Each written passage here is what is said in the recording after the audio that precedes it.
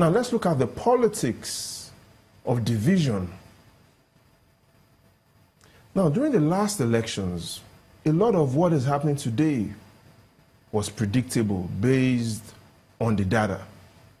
We had 5 elections, 5 governorship elections in the North Central, excluding Kogi. Now, what you will find out by analyzing the governorship election results across Nasarawa, Kwara, Niger, Benue, and Plateau states was that the results from Benue and Plateau were the only 2 states where APC won with a margin of less than 10%. And so it clearly showed that there was intense opposition. It clearly showed that the winning party and the governor had a lot of people that did not want them to be there, Benue and Plateau. Now, which 2 states are currently at the heart of this crisis?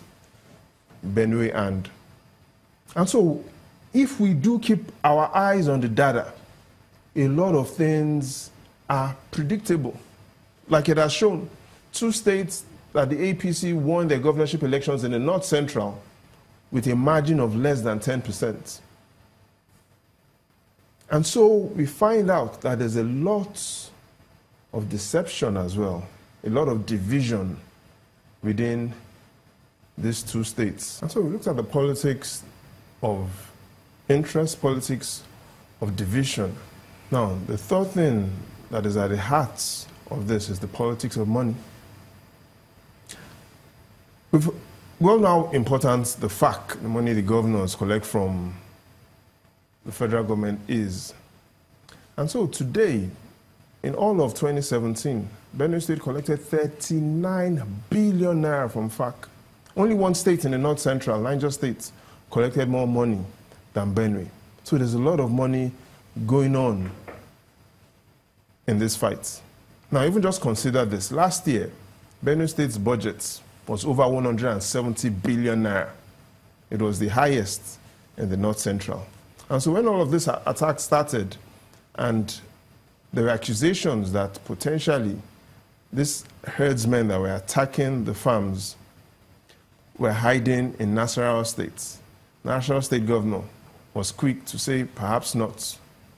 But again, you can understand, because this is a state compared to Benue, whose own budget was the lowest in the North Central. So we see a war between Benue, who last year had the highest budget in the North Central, and its neighboring state, Nasarawa, that had the lowest budget. So there's a lot of money fights as well. You have the money, I don't have the money. You've collected so much money from FAC, I haven't. And obviously, whenever there's money, there's political interest. Especially if you look at Benue's position in the national map. You can access Benue through Taraba State, Cross River, Enugu, and Ebonyi. So there are quite a lot of regions, that are states that you can get into Benue State from, which makes it even tougher to manage this herdsman crisis. So now let's look at the overview of even crime around the country.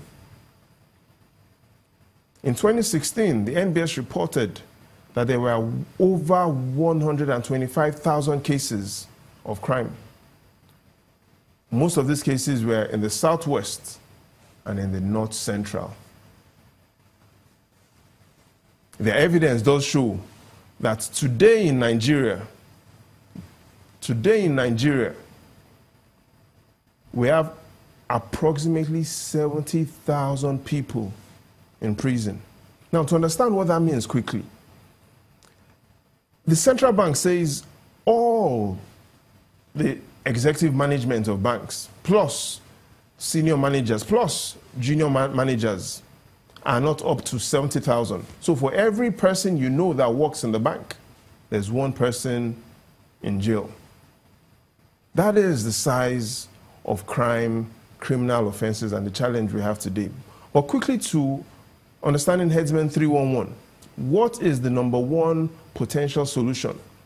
Cattle identification and traceability. We need to know where exactly the cattle are and understand the opportunities. And regarding and understanding the opportunities, let's quickly look at the case of the United States.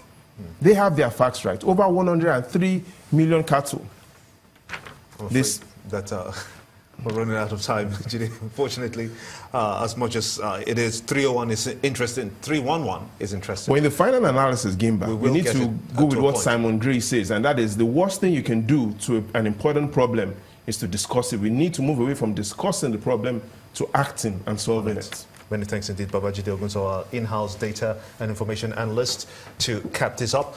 Thank you so much indeed for talking to us, though. That's how it's been on Sunrise Daily this Friday. I want to thank you so much indeed for watching. We've been on this throughout the week. Let's hope that some kind of solution is found at the end. I'm Gimba Umar. Thanks for watching. Thank you for watching. I'm Neo Taigbe, and see you on Sunrise tomorrow.